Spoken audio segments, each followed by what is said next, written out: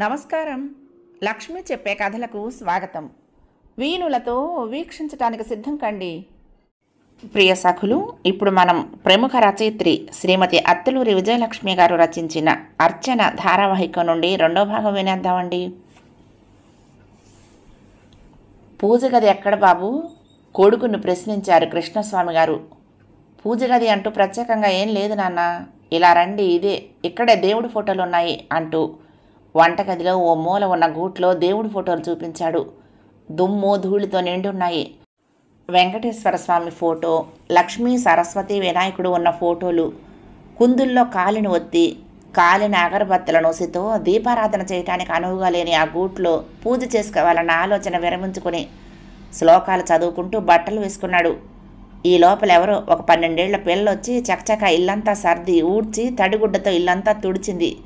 సింకులో ఉన్న ప్లేట్లు గిన్నెలు కడిగేసింది. వేణు ఆయనకు కాఫీ తెచ్చిచ్చాడు. స్నానం చేసి వస్తాను నాన్న అంటూ బాత్రూంలోకి దూరాడు. అప్పటికి ఆయన వచ్చి గంట అయింది.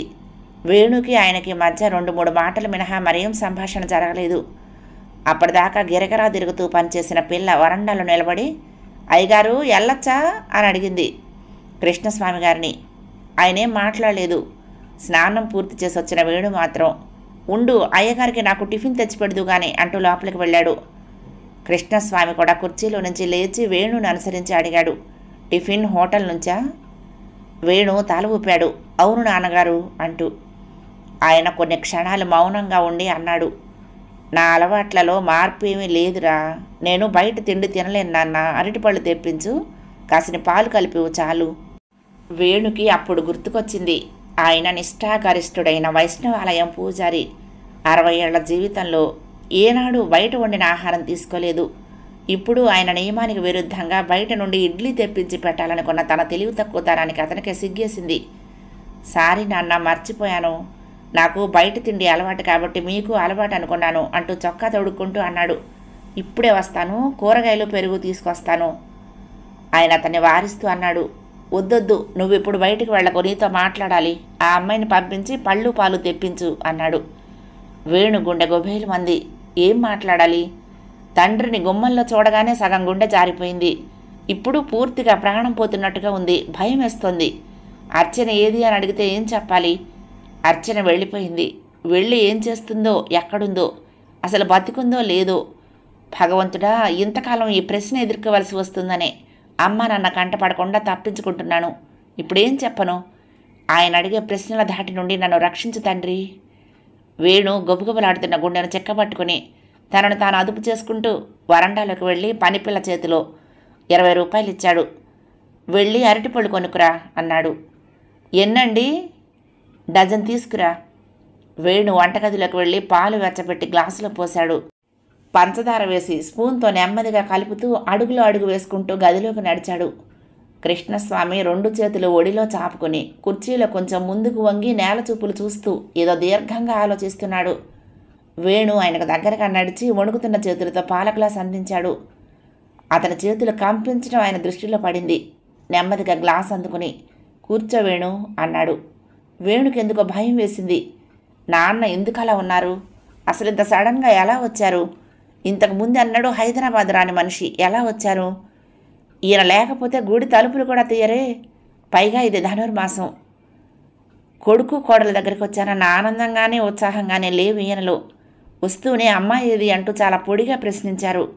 ఎక్కడికి వెళ్ళిందన్న ఆరాటం కానీ కుతూహలం కానీ కనిపించలేదు.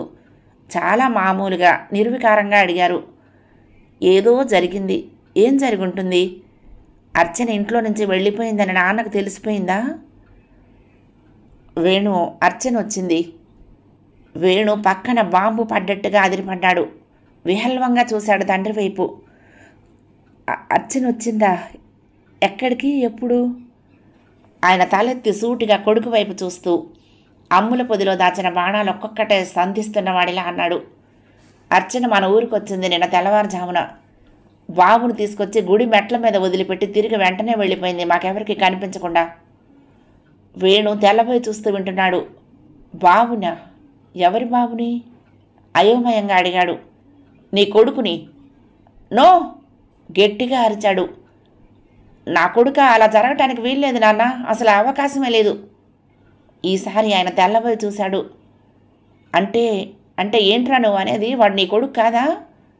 కాదు నాన్న, ఎంత మాత్రమూ కాదు. నా కొడుకు అసలు కాదు. ఆ అవకాశం లేదు. అదేమిటి? అర్చన నీ భార్య కావచ్చు, కానీ మా మధ్య ఆ సంబంధమే లేదు. ఆ అన్యోన్యత, ఆ ప్రేమ ఏమీ లేవు. అర్చన నాతో బలవంతంగా బతికింది, అది కొంతకాలం. నిజం నాన్న, కేవలం 9 నెలలు అంతే. నా నుంచి పారిపోయింది. ఆమె మనసులో నాకు చోటు లేదు. నేనంటే ఆమెకు ఇష్టం లేదు. అందుకే నన్ను విడిచి వెళ్ళిపోయింది. ఏడాది కావస్తోంది నాన్న. అవును, అర్చన నన్ను వదిలిపెట్టి వెళ్ళిపోయింది. వేణు 2 చేతులతో మొహం దాచుకుని మోకాళ్ళ మీద కొంగాడు. ఎక్కడికి వెళ్ళింది? నాకు తెలియదు నాన్న, నాకేం తెలియదు, నన్నేం అడక్కండి. వేణు స్వరంలోని వేదన ఆయన గుండెల్ని పిండేసినట్టుగా అనిపించింది. ఆప్యాయంగా కొడుకు తల మీద చెయ్యి వేసి జుట్టు సవరిస్తూ అన్నాడైన. ఏం జరిగిందిరా? మీ ఇద్దరి మధ్య ఏమన్నా గొడవైందా? సంసారం అన్నాక గొడవలు మామూలే నాన్న. వేణు చివ్వున తలెత్తి చూశాడు. అతడి కళ్ళు ఎర్రగా ఉన్నాయి. నాన్న, మీకు తెలియదు, అర్చన నాకు లోకం కోసమే భార్య. అవును, లోకం దృష్టిలో మాత్రమే నా భార్య నాన్న. మా ఇద్దరి మధ్య ఏం సంబంధం లేదు. తను ఎక్కడికి వెళ్ళిందో, ఎందుకు వెళ్ళిందో నాకేం తెలియదు. అయోమయంగా చూశాడాయన. ఏమైంది? వేణుకి ఏమైంది? అర్చన ఎందుకు వెళ్ళింది? ప్రేమించి పెళ్లి చేసుకున్నారే, ఎందుకు వీళ్ళ మధ్య గొడవైంది? అది ఇంత తీవ్ర రూపం దాల్చిందాక పెద్దవాళ్ళైన తనకి తన భార్యకు ఎందుకు చెప్పలేదు? ఆలోచిస్తూ ఉంటే ఆయన శరీరం తీవ్రంగా కంపించసాగింది. కొడుకు కాపురం 3 నాళ్ల ముచ్చటయిందా? ఒక్కగానొక్క కొడుకు కలెక్టర్ కావాలని పట్నం పంపించి చదివించారు.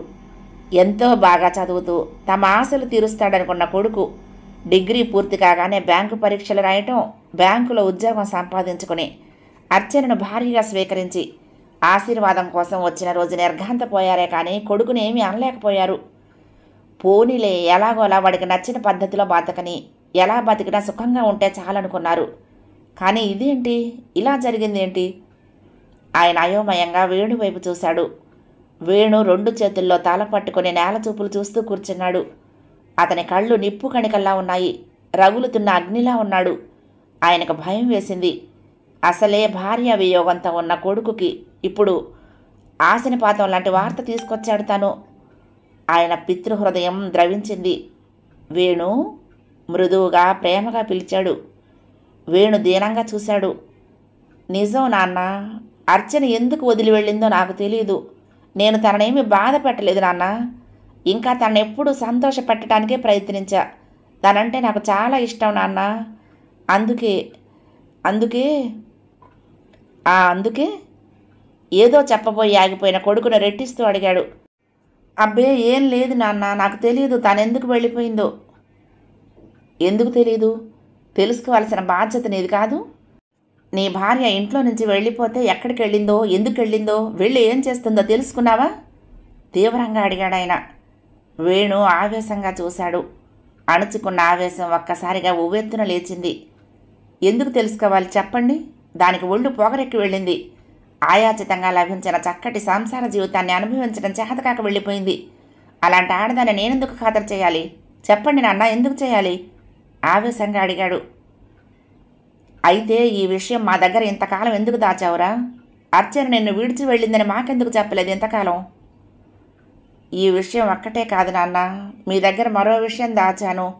అందుకే నా కన్న తల్లిదండ్రులను మోసగించినందుకే నేను ఇవాళ ఇలా అనుభవిస్తున్నాను. నన్ను క్షమించండి. బావురమంటూ ఆయన ఒళ్ళో వాలిపోయాడు వేణు. ఆయన మనసు ఆర్ద్రమైంది. కొడుకు పట్ల వాత్సల్యంతో, అభిమానంతో గుండె కరిగిపోయింది. అప్రయత్నంగా అతని వీపు మీద చెయ్యి వేసి నిమురుతూ, ఎందుకు నాన్న ఇంత గరళాన్ని గొంతులో అదిమిపెట్టి అమ్మని నాన్నను మోసం చేస్తూ బతుకుతున్నావు? మేము చచ్చామనుకున్నావా? అంత మాట అనకండి నాన్న, ప్లీజ్. జరిగిందేంటో, ఏ పరిస్థితుల్లో నేను అర్చనను పెళ్లి చేసుకోవాల్సి వచ్చిందో చెప్తాను. మీరు అనుకున్నట్లు నేను అర్చనను గాఢంగా ప్రేమించిన మాట నిజం. తను కావాలని తప్పించిపోయింది నిజం. కానీ అర్చనకు నేనంటే ఇష్టం లేదు. అయితే మా పెళ్ళి ఎలా జరిగిందని మీకు అనుమానం రావచ్చు, చెప్తాను. వేణు కొన్ని క్షణాలు మౌనంగా ఉండిపోయాడు. జరిగిన సంఘటనలు మరొకసారి మనోఫలకం మీదకు తెచ్చుకుని వాటిని తండ్రికి కన్విన్స్ చేసేలా చెప్పడం కోసం రిహార్సల్స్ వేసుకుంటున్న వాడిలా ఉండిపోయాడు. పనిపిల్ల అరటిపళ్ళు తెచ్చిచ్చింది. పండు తినండి నాన్న, పండు అందించాడు. ఆయన వేణు చేతిలో నుంచి ఆ పళ్ళు తీసుకుని వంటగదిలోకి నడిచి సింకులో పంపు తిప్పి పళ్ళని కడిగాడు. కడిగిన పళ్ళలో నుంచి 4 పళ్ళు ఒక ప్లేట్లో పెట్టుకుని తిరిగి వేణు దగ్గరకు వచ్చాడు. ఒక అరటిపండు తీసుకుని కొద్దిగా తొక్కవలిచి వేణు నోటికి అందించాడు. వేణు కళ్ళల్లో మరొకసారి నీళ్లు తిరిగాయి. ఎంత ప్రేమ అమ్మా నాన్నలకు తనంటే! ఒక్కడే కొడుకని ఎంత గారాబంగా పెంచారు. తను కలెక్టర్ కావాలని కలలు కన్నారు. అడిగినంత డబ్బిచ్చి విశాఖపట్నంలో చదివించారు. డిగ్రీ కాగానే సివిల్ సర్వీసెస్కి రాయినా అన్న మంచి ర్యాంకు తెచ్చుకుని కలెక్టర్ వై మన ఊరికి, నేను పుట్టి పెరిగిన ఈ ఊరికి నువ్వు కలెక్టర్గా రావాలిరా అంటూ ఉండేవాడు నాన్న. అమ్మ సెలవులకు వెళ్ళినప్పుడల్లా సున్నుండలు వెన్నుండలు అంటూ బలం పెంచే పిండి వంటలు చేసి పెడుతూ కొసరి కమ్మటి వంటలు వడ్డిస్తూ, బాగా చదువుకో నాన్న, పట్నంలో మగపిల్లలు గాలికి తిరుగుతారని అంటున్నారు, మన ఊళ్ళో వాళ్ళ ఆలోచన తప్పని నిరూపించాలి అంటూ హితవు చెబుతూ ఉండే అమ్మ. ఎంత వాత్సల్యం, ఎంత కరుణ, ఎంత ప్రేమ! చీమకు కూడా హాని చేయని అమాయకులు అమ్మా నాన్న. ఆ రోజు అర్చనను మెడలో మంగళసూత్రంతో ఇంటికి తీసుకెళ్లే రోజు తను ఎంతగా భయపడ్డాడు. కానీ ఏం జరిగింది? ఆ దంపతులు ముందు నిర్ఘాంతపోయినా, గంటసేపు తనతో మాట్లాడకపోయినా కాసేపట్లోనే కోడల్ని ఆప్యాయంగా లోపలికి ఆహ్వానించి మా కోడలు అంటూ ఊరందరికీ పరిచయం చేసుకున్నారు.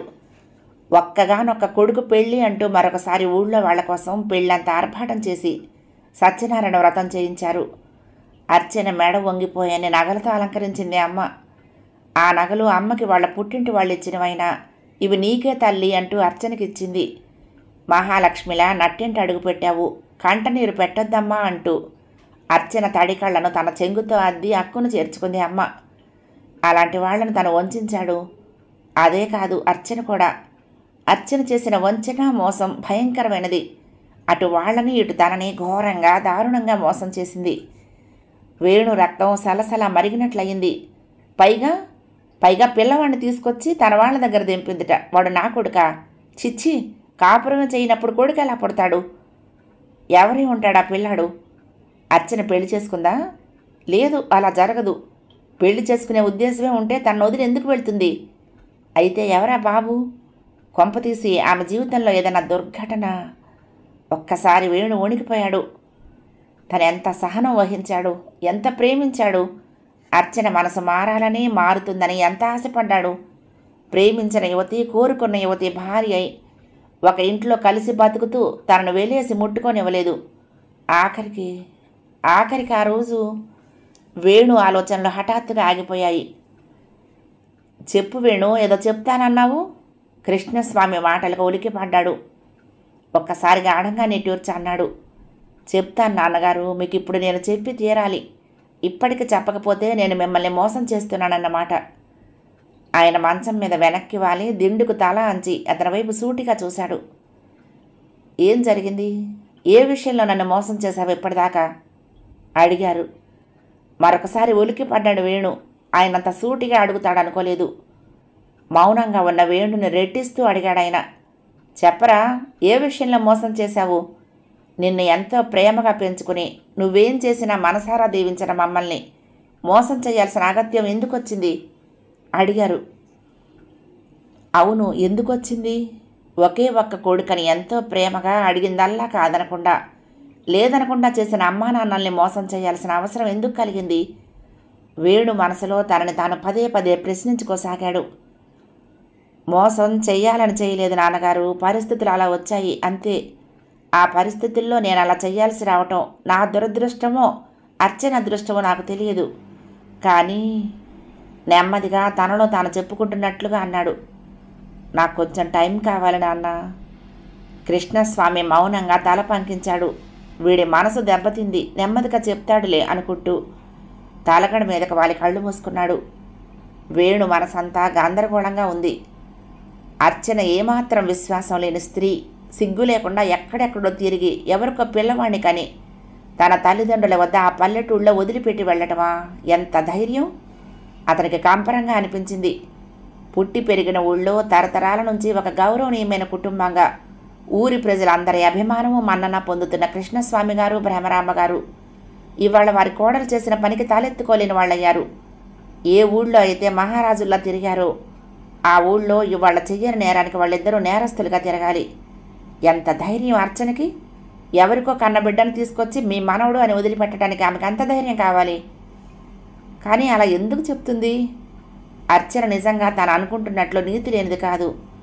తన కోపంలో ఆమె తనకు చేసిన అన్యాయానికి రగిలిపోతూ అభాండాలు వేస్తున్నాడు. కానీ అర్చన సంగతి తనకు బాగా తెలుసు. ఆమెకు అసలు మగస్పర్శే ఇష్టం లేదు. ఎన్నోసార్లు తను తాకబోతే పాము మీద పడ్డట్టే చూసేది.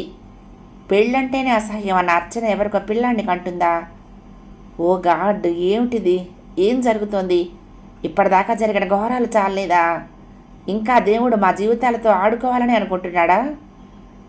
ఒకవేళ చాలేదనా? బాబు నిజంగా నా బిడ్డ? అది ఎలా సాధ్యం?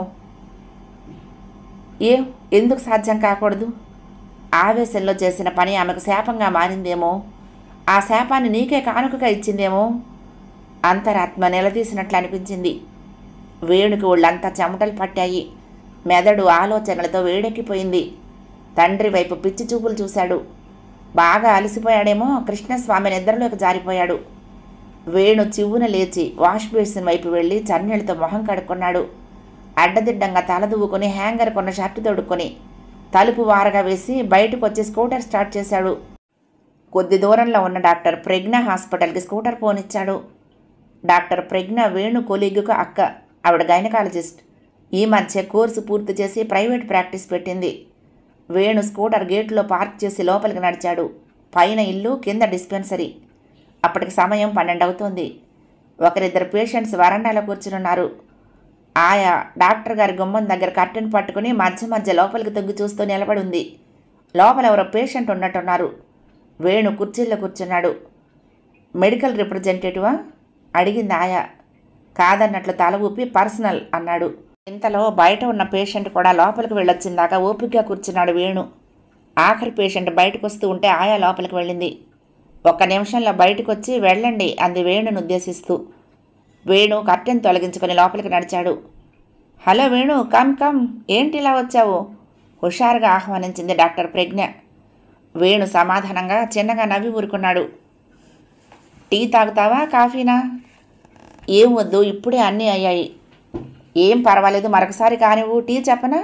ఐఆమ్ టైర్డ్, టీ తాగాలి అంది బెల్ నొక్కుతూ. ఆయా లోపలికి రావటంతో వేణు సమాధానం కోసం చూడకుండా 2 టీ తెప్పించు అని చెప్పి ఆయా వెళ్ళిపోగానే ఏమిటి విశేషాలు అని అడిగింది. వేణు మౌనంగా ఆవిడ టేబుల్ మీద పేపర్ వేడి తిప్పుతూ కూర్చున్నాడు. కొన్ని క్షణాలు అతని సమాధానం కోసం ఎదురుచూస్తూ కూర్చున్న ప్రజ్ఞ కొద్దిగా ముందుకు వంగి ఆప్యాయంగా అడిగింది. ఏమిటి మౌనం భోంచేస్తున్నావు? ఎనీథింగ్ రాంగ్ అంది. వేణు సన్నగా నెట్టూర్చి ఆవిడ వైపు చూస్తూ, ఒక్కసారితో గర్భం వచ్చే అవకాశం ఉందా అడిగాడు. ఆవిడ కళ్ళల్లో ఆశ్చర్యం. వెంటనే పెదవుల మీద చిన్న చిరునవ్వు వెలిశాయి. ఆవిడకు అర్చన గురించి తెలుసు. వేణు జీవితంలో నుంచి అర్చన వెళ్ళిపోయిందని, వేణు అప్పటి నుంచి బాగా డిస్టర్బ్ అయి ఉన్నాడని అన్ని విషయాలు తెలుసు. వాళ్ళిద్దరిది అన్యోన్య దాంపత్యం కాదని కూడా తెలుసు. ఓసారి అర్చనను చెకప్కు కూడా తీసుకొచ్చాడు. అర్చనకు దాంపత్య జీవితం మీద ఎందుకు విరక్తి కలిగిందో, తనతో ఎందుకు ఎడమొఖంగా ఉంటుందో, శారీరకంగా ఏం లోపమో తెలుసుకోవటానికి తీసుకొచ్చాడు. అర్చనకు శారీరకంగా ఏం లోపం లేదని, మానసికంగానే అని ఆవిడకి తెలిసినా ఆవిడ వేణుతో ఆ విషయం చెప్పలేదు. మరి కొంతకాలం ప్రయత్నించి వేణు ఆవిడకేం లోపం లేదు, she is quiet all right అని చెప్పి పంపించింది. కలిసిన ఎన్నాళ్లకు గర్భం వస్తుంది? వేణు ప్రశ్నతో ఉలిక్కి పడింది ప్రజ్ఞ. ఎందుకు అడుగుతున్నావు? ఎవరితోనన్నా కమిట్ అయ్యావా? ఈజ్ షీ క్యారీయింగ్ అడిగింది. మగవాడు భార్య లేకుండా ఎంతకాలం ఉంటాడు? వేణు ఏదో పొరపాటు చేసుంటాడు. అయితే ఏం, మ్యారేజ్ చేసుకోవచ్చుగా. వెళ్ళిపోయిన భార్య కోసం ఎందుకు నిరీక్షణ అనిపించింది ఆవిడకు. అలాంటిదేం లేదు. కానీ అర్చన వెళ్ళిపోయిన ఏడాదికి తిరిగి వచ్చి బాబుని నాన్నగారి దగ్గర వదిలి వెళ్ళిందిట. వాట్? అర్చన బాబుని?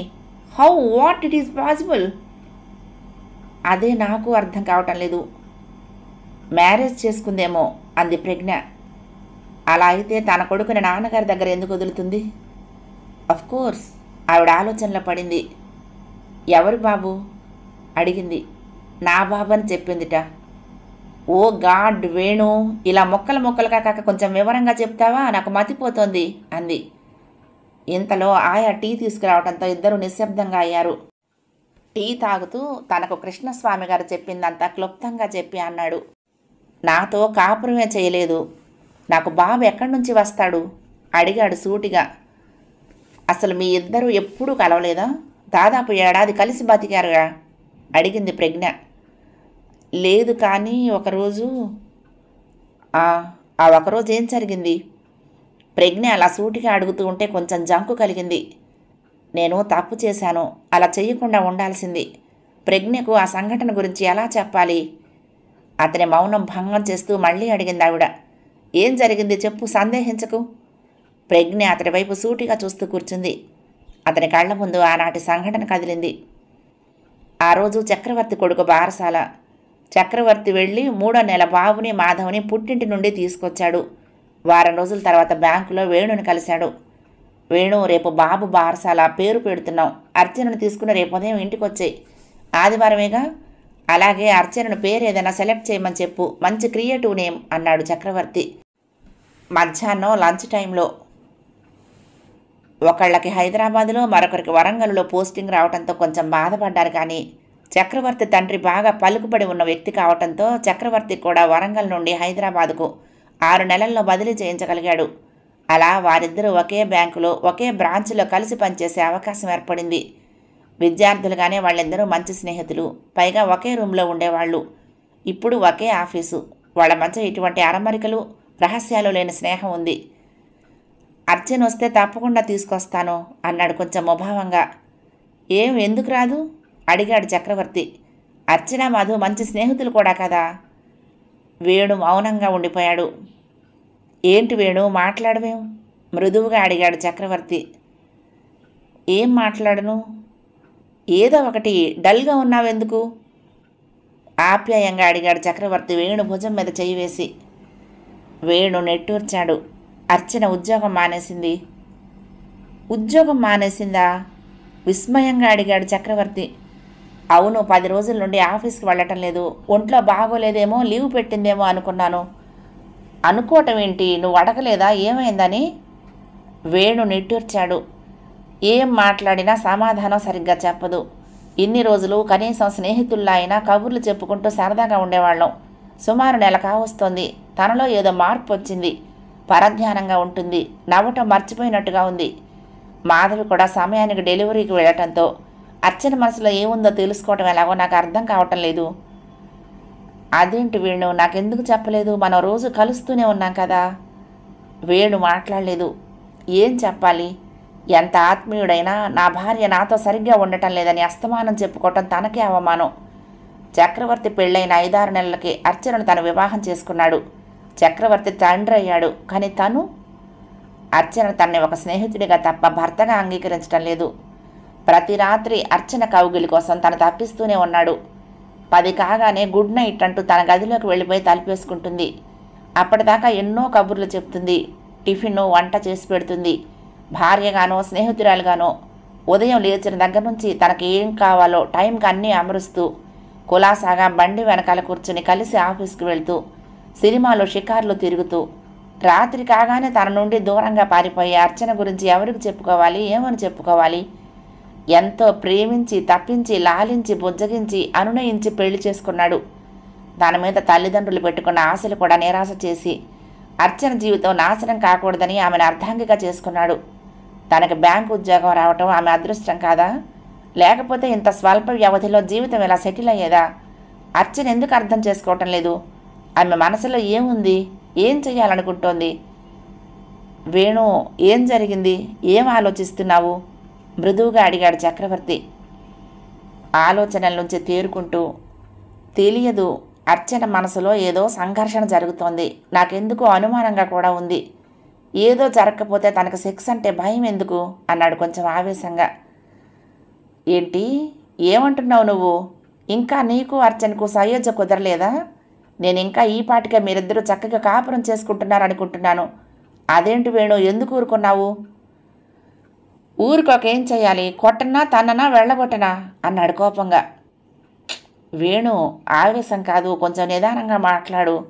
మంచో చెడు, తొందరపాటో గ్రహపాటో ఆమెను పెళ్లి చేసుకున్నావు, ప్రేమించావు, కావాలనుకున్నావు. అందరిలా కాకుండా అనుకోని పరిస్థితుల్లో జరిగిన పెళ్లి కాబట్టి మీరు అడ్జస్ట్ అవ్వడానికి కొంచెం టైం పట్టచ్చు. కానీ 6 నెలలు దాటింది, ఇంకా మీ మధ్య ఏమీ జరగలేదనటం హాస్యాస్పదంగా అనిపిస్తోంది. తప్పు నీదా ఆమెదా? వేణు ముఖం జేపురించింది. తప్పు నాదే. ఎస్ చక్రవర్తి, తప్పు నాదే. ఎంత ప్రేమించినా చెడ్డ పేరు తెచ్చుకున్న అమ్మాయిని ఆదర్శంగా పెళ్లి చేసుకున్నాను చూడు, అది నేను చేసిన బ్లండర్. కమాన్, కూల్ డౌన్ వేణు. ఏదో జరిగింది, నీకు తెలిసే చేసుకున్నావు కదా. అయితే నేనేం అందుకు రిపెంట్ అయ్యి ఆవిడని ఆదరించడం లేదా, ప్రేమించడం లేదా? నేనేమన్నా ఆ విషయాల గురించి ఆవిడతో గొడవ పడ్డానా? ఏం చేశాను? పెళ్లి చేసుకున్నాను, ఆనందంగా ఉండాలని కోరుకోవటం తప్ప. ఆవిడ నాతో కోఆపరేట్ చేయకపోతే నేనేం చేయను? పైగా ఉద్యోగం కూడా మానేసి కూర్చుంది. ఏం జరిగింది అంటే చెప్పదు. పిచ్చెక్కిపోతుంది నాకు. నేను ఒక వెధవలా కనిపిస్తున్నాను ఆవిడకు. చెప్పు, మాధవికి చెప్పి ఆమెకి ఏదైనా దెయ్యం పట్టిందేమో కనుక్కో. వేణు, నువ్వెంత త్యాగం చేశావో, ఆమె కోసం ఎంత సాహసం చేశావో ఆమెకు తెలియదా? ఇంతగా ప్రేమించిన నీకన్నా వేరే ఎవరన్నా తనకింత సెక్యూర్డ్ లైఫ్ ఇవ్వగలరా? ఎనీవే, ఉద్రేకపడకు. ఇంట్లో హడావుడైపోయి మాధవికి చెప్తాను, అర్చనతో మాట్లాడమని, సరేనా అన్నాడు. ఏమో, నాకేం నమ్మకం కుదరటం లేదు. ఆమె మనసులో ఎవరన్నా ఉన్నారేమో అనిపిస్తోంది. నా ప్రేమ 1 వే ట్రాఫిక్ కదా, విరక్తిగా అన్నాడు వేణు. ఆమెకు వేరే ఎవరిని ప్రేమించే అర్హత లేదు వేణు, అస్సలు లేదు. నీ పట్ల ఆమె ఎంత కృతజ్ఞతగా ఉండాలి. అలాంటి స్థితిలో నువ్వు తప్ప ఎవరు చేసుకుంటారు ఆమెను? నాకేదో అనుమానంగా ఉంది వేణు. ఏదో జరిగింది. డెఫినెట్గా మానసికంగా దెబ్బతింది. నాకు తెలిసి ఒక సైకియాట్రిస్ట్ ఉన్నాడు, ఆయన దగ్గరకు తీసుకువెళ్దాం. నాకు అలాగే అనిపిస్తుంది. పగలంతా చాలా బాగుంటుంది, రాత్రి కాగానే ముడుచుకుపోతుంది. దగ్గరికి వెళ్తే చాలు బెదిరిపోతూ చూస్తుంది. 10 రోజుల నుంచి అయితే పగలు రాత్రి అలా శూన్యంలోకి చూస్తూ కూర్చుంటుంది. నాకేం అర్థం కావటం లేదు. ఏమో, మా జాతకాలు కలవలేదేమో. నేను అనవసరంగా బలవంతంగా వెంటబడి చేసుకున్నాను. దేవుడు మా ఇద్దరికి రాసి పెట్టినప్పుడు ఏం చేసినా ఈ సమాంతర రేఖలు కలవు. జాతకాల గాడిద గుడ్డ, చూద్దాం. అయినా అనకూడదు కానీ వేణు, నువ్వు అసలు మగాడివేనా అన్నాడు చక్రవర్తి. వేణు రోషంగా చూశాడు. ఏం తమాషాగా ఉందా? కోపంగా అన్నాడు. మరేంటి, అర్చన నీ భార్య, నువ్వు తాళిగట్టిన భార్య. ఆమె మీద నీకు అన్ని హక్కులు ఉన్నాయి. వాటిని వినియోగించుకుని దారిలో పెట్టుకోలేవు. ఏమిటి తపస్సు?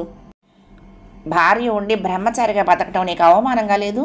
నీ తోటి వాళ్ళం మేమంతా తండ్రులమైతే నీకు తండ్రి కావాలనిపించడం లేదు? నయాన భయాన దారిలో పెట్టుకోవాలి. చక్రవర్తి నచ్చ చెప్తున్నట్టుగా అన్నాడు. ఆమె నీ భార్య. సామదాన దండోపాయాలు ఉపయోగించి దారిలో పెట్టుకునే బాధ్యత నీది. సెక్స్ విషయంలో ఆమెకి ఏమైనా భయాలుంటే పోగొట్టే ప్రయత్నం చెయ్యి అనునయంగా. జాగ్రత్తగా నీకు అనుకూలంగా తిప్పుకో. నీ వైపు నుండి కూడా ప్రయత్నాలు ఉండాలి కదా.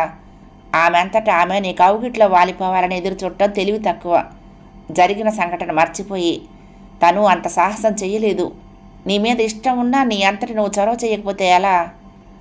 చక్రవర్తి మాటలు వేణు మెదడు మీద పనిచేయటం ప్రారంభించాయి. అతడి పౌరుషాన్ని రెచ్చగొట్టాయి. నిశ్శబ్దంగా ఉన్న తేనె తుట్టిని కదిలించినట్లు చెల్లా చెదురుగా అయ్యాయి ఆలోచనలు. అవును, అర్చన తన భార్య, తనకు సంపూర్ణమైన హక్కులున్నాయి. చక్రవర్తి అన్నట్టు తను అసలు ఉపయోగించుకోవటం లేదు. వేణు చక్రవర్తి మాటలే మననం చేసుకుంటూ ఇంటికి వెళ్ళాడు. అప్పుడే అర్చన స్నానం చేసి వాయిల్ చీర కట్టుకుని పెద్ద జడ వదులుగా వేసుకుని పెరట్లో కుర్చీ వేసుకుని కూర్చుని ఏదో ఆలోచిస్తోంది. సింపుల్గా ఎంతో అందంగా అనిపించింది. ముగ్ధమోహనంగా ఉన్న ఆమెను చూస్తూ వెనక్గా వెళ్ళి నెమ్మదిగా కళ్ళు మూశాడు. అర్చన ఉలిక్కిపడి అతని చేతులు తోసేసి విసురుగా లేచి నిలబడింది. ఏమిటిది అంది కొంచెం చిరాగ్గా అతని వైపు చూస్తూ. వేణు మనసు కలుక్కుమంది. నెమ్మదిగా తనకు తాను నచ్చ చెప్పుకుని, నీ కళ్ళు మూసే ధైర్యం నాకు కాక ఇంకెవరికి ఉంటుంది అన్నాడు చిలిపిగా. అర్చన మాట్లాడలేదు. నొసలు చిట్లించి మొహం తిప్పేసుకుంది. వేణుకి ఆమెను అలా చూస్తూ ఉంటే మతిపోతున్నట్లుగా ఉంది. ఆమె అందం అతనిలోని వివేకాన్ని చంపేసింది. తాపం నరనరాన వ్యాపించి ఆలోచనహీనుణ్ణి చేసింది. ఆమె భుజం మీదుగా వంగి ఆమె చెంపకు తన చెంప రాస్తూ పరవశంగా అన్నాడు. అర్చన, ఎంత బాగున్నావో తెలుసా? వనంలో విహరిస్తున్న శకుంతలలా ఉన్నావు. కాళిదాసు నిన్నెప్పుడు చూస్తే మరొక కావ్యం రాస్తాడు. అర్చన చివ్వున దూరం జరిగింది. వేణుకి ఒళ్ళు మండిపోయింది. ఆమె భుజం మీద చేతులేసి విసురుగా తన వైపుకు తిప్పుకుంటూ అక్కసుగా అన్నాడు, ఏంటి ఎవరో పారాయి వాళ్ళు నీ ఒంటి మీద చెయ్యేసినట్లు అలా దూరం జరుగుతావు? నేను నీ మొగుణ్ణి. అర్చన బలవంతంగా అతన్ని విడిపించుకుని అక్కడి నుంచి కదిలి కనకాంబరం మొక్కల దగ్గరికి వెళ్ళి సుతారంగా పూలు కోయసాగింది. వేణు విడిచిపెట్టలేదు. ఆమెను అనుసరించి వెళ్ళి భుజం పట్టుకుని తన వైపు తిప్పుకుని చెంప మీద ముద్దు పెట్టుకున్నాడు. అర్చన నిలువెల్లా వణికిపోతూ, వద్దు, దయచేసి నన్ను ముట్టుకోవద్దు, నాకు ఇష్టం లేదు అంది. వేణులో ఆవేశం పెళ్ళుబుకింది. చక్రవర్తి మాటలు చెవుల్లో గింగిర్లెత్తాయి. ఏం, ఎందుకు ఇష్టం లేదు? అంత ఇష్టం లేని దానివి పెళ్ళికి ఎందుకు ఒప్పుకున్నావు? అదంతా నాకు తెలియదు, నన్ను మాత్రం ముట్టుకోవద్దు. నీ ఇష్టంతో నాకు సంబంధం లేదు, నేను నీ భర్తని, నా కోరిక తీర్చాల్సిందే. ఆమె చెయ్యి పట్టుకుని బలవంతంగా లోపలికి లాక్కొచ్చాడు. అర్చన అతని చెయ్యి విడిపించుకోవడానికి ప్రయత్నిస్తూ గట్టిగా అంది, వదులు, నా వల్ల కాదు, నాకు ఇష్టం లేదు, I hate you, but I love you. Venu ఆమెను మంచం మీద పడేసి 2 చేతుల మధ్య బంధించాడు. అర్చన పెనుగులాడింది, వదులు, నన్ను వదులు ప్లీజ్. వదలను, ఇన్ని రోజుల నుండి ఎంతో సహనం వహించాను, నా వల్ల కాదు, నేను మనిషినే, నేను మాగాడినే, భార్య ఉండగా బ్రహ్మచారిగా బతకాల్సిన అవసరం లేదు. నీ ఇష్టం వచ్చిన వాళ్ళతో ఎంజాయ్ చెయ్యి, దయచేసి నన్ను వదులు అంది. నాన్సెన్స్, నువ్వు ఉండగా నాకు వేరే వాళ్ళతో ఎంజాయ్ చేయాల్సిన కర్మ ఏంటి? నాకు ఇష్టం లేదు కాబట్టి, నిన్ను నేను సుఖపెట్టలేను కాబట్టి. అలాంటప్పుడు పెళ్ళికి ఎందుకు ఒప్పుకున్నావు? కోపంతో ఊగిపోతూ అరిచాడు. నేను ఒప్పుకోలేదు, నన్ను బలవంతంగా ఒప్పించారు అరిచింది అర్చన లేవబోతూ. ఏం, నాకేం తక్కువైంది? నిన్నెంత ప్రేమించానో, ఎంత ఆరాధించానో, నీ మీద నాకు సర్వహక్కులు ఉన్నాయి. చెడిపోయిన దానివి, నీకు నాకన్నా గొప్పవాడు దొరుకుతాడా? అర్చన దెబ్బతిన్నట్టుగా చూసింది. ఏమన్నావు? అవును, నేనేం తప్పనలేదు, నువ్వు చెడిపోయావు. నిన్ను నాగరాజు కిడ్నాప్ చేయటమే కాదు, రేప్ చేశాడవునా? నిజం చెప్పు, అందుకేనా నీకు సెక్స్ ఇష్టం లేదు? ఆమె భుజాలు గట్టిగా పట్టుకుని కళ్ళల్లోకి సూటిగా చూస్తూ అడిగాడు. ఆమె నిశ్చేష్టురాలైనట్టుగా చూస్తోంది. చెప్పు, నిజం చెప్పు. నేను కాబట్టి, నిన్ను మనసారా కోరుకున్నాను కాబట్టి, అంత జరిగినా పోనీలే అని పెళ్లి చేసుకున్నాను. నీకు మంచి భవిష్యత్తు ఇవ్వాలనుకున్నాను. కానీ నువ్వే రాక్షసివి, నీకు అసలు మనసు అనేదే లేదు. కనీసం కొంచెమైనా కృతజ్ఞత ఉందా? ఎవరు నిన్ను పెళ్లి చేసుకోరని, తల్లిదండ్రుల గుండెల మీద బరువుగా వాళ్ళకొక ప్రశ్నార్థకంగా మిగిలిపోతావని. నేనెంత త్యాగం చేశానో నీకు తెలుసా? నన్నెంతగా క్షోభ పెడతావా? అర్చన గుడ్లు అప్పగించి చూడసాగింది వేణుని. ఆమె కళ్ళల్లో అంతులేని విస్మయం కనిపిస్తోంది. కొన్ని వందల ప్రశ్నలు కళ్ళల్లో తిరుగుతూ జవాబు కోసం వేణు వైపు చూస్తున్నాయి. నెమ్మదిగా ఆమె నోట్లో నుంచి అనేక ప్రశ్నలు బాణంలా వచ్చాయి. నువ్వు నన్ను జాలిపడి పెళ్లి చేసుకున్నావా? నీకు నా మీద ప్రేమ లేదా? అబద్ధం చెప్పక వేణు. వివాహానికి పునాది జాలి, దయ, కృతజ్ఞత అని నేనెప్పుడూ అనుకోలేదు. పరస్పర ప్రేమానురాగాలు, ఒకరి పట్ల ఒకరికి అవగాహన, గౌరవం, అభిమానం ఉండాలనుకున్నాను. మన శరీరాలు పంచుకుంటూ బ్రతికే భార్యాభర్తల మధ్య కృతజ్ఞత ఉండాలని నేనెప్పుడూ అనుకోలేదు. అందుకే ఈ పెళ్లి వద్దన్నాను. ఎవరన్నా విన్నారా? నన్ను ఎలాగైనా వదిలించుకోవాలని మా అమ్మ, నా నిస్సహాయ స్థితిని అవకాశంగా తీసుకుని నన్ను దక్కించుకోవాలన్న స్వార్థంతో నువ్వు నన్ను ఊపిరి సలపనివ్వకుండా చేసి బలవంతంగా నా మెడలో తాళి కట్టావు. నా బతికేదో అయిపోయిందని, నువ్వు పెళ్లి చేసుకుని నాకు జీవితం ఇవ్వకపోయి ఉంటే నేనేమైపోయేదాన్నో అనే అభద్రతాభావంతో నిన్ను పెళ్లి చేసుకోలేదే నేను. నాకు ఆలోచన లేదే. ఏం వేణు, నేను అందరిలాంటి ఆడపిల్లను కానా? నాకంటూ వేరే కోరికలు, ఆశలు ఉండకూడదా? నా కాబోయే జీవిత భాగస్వామి పట్ల నాకొక నిర్దిష్టమైన ఆలోచన, కోరిక ఉండకూడదా? ఎవడో ఒళ్ళు పొగరుతో, నా మీద కక్షతో 2 రోజులు నన్ను బంధించిన పాపానికి నేనెందుకు శిక్ష అనుభవించాలి? వద్దు, నా అంతరాత్మని అనుక్షణం చంపుకుని బతికే ఈ స్థితి నాకొద్దు. దయచేసి నన్ను మర్చిపో. నీకు కావలసిన వాళ్ళని పెళ్లి చేసుకో. నాకు ఈ బతుకొద్దు వేణు, వద్దు. అర్చన 2 చేతుల్లో మొహం దాచుకుంది. అప్పటికే చక్రవర్తి మాటల ప్రభావంతో ఒక పక్క, ఆమె మీద కాంక్షతో మరొక పక్క కాగిపోతున్న వేణుని ఆమె ఏడుపు కదిలించలేకపోయింది. అందుకే కసిగా అన్నాడు, నో, అదంతా నాకు తెలియదు. నేను నీ భర్తను. ఇప్పటిదాకా ఎంతో సహనం వహించాను. నా సహనం నా చేతగానితనంగా భావిస్తున్నావు నువ్వు. నేనింక ఉపేక్షించను. నిన్ను క్షమించదలుచుకోలేదు. నాలో జాలి, దయ ఏమీ లేవు. నా హక్కు నేను ఉపయోగించుకుంటాను. అంటే నీకు నా శరీరంతోటేనే కానీ నా మనసుతో ఏమీ సంబంధం లేదన్నమాట. నన్ను బలవంతంగా అనుభవించడానికి పెళ్లి చేసుకున్నావన్నమాట. ఛీ, నీకు అసలు సంస్కారమే లేదు అంది. అవును, సంస్కారం లేదు సరేనా? వేణు పళ్ళు పట్పటలాడిస్తూ ఆమె చేతులు వెనక్కి విరిచి పట్టుకున్నాడు. 2వ భాగం సమాప్తం. ప్రియ సఖులు, ఈ కథ మీకు నచ్చితే తప్పకుండా లైక్ చేయండి, షేర్ చేయండి, కామెంట్ చేయండి, సబ్స్క్రైబ్ చేసుకుని నన్ను ఎంకరేజ్ చేయండి. ఉంటానండి. ప్రేమతో లక్ష్మి, కృష్ణాతీరం దుర్గమ్మ సన్నిధానం. నమస్తే.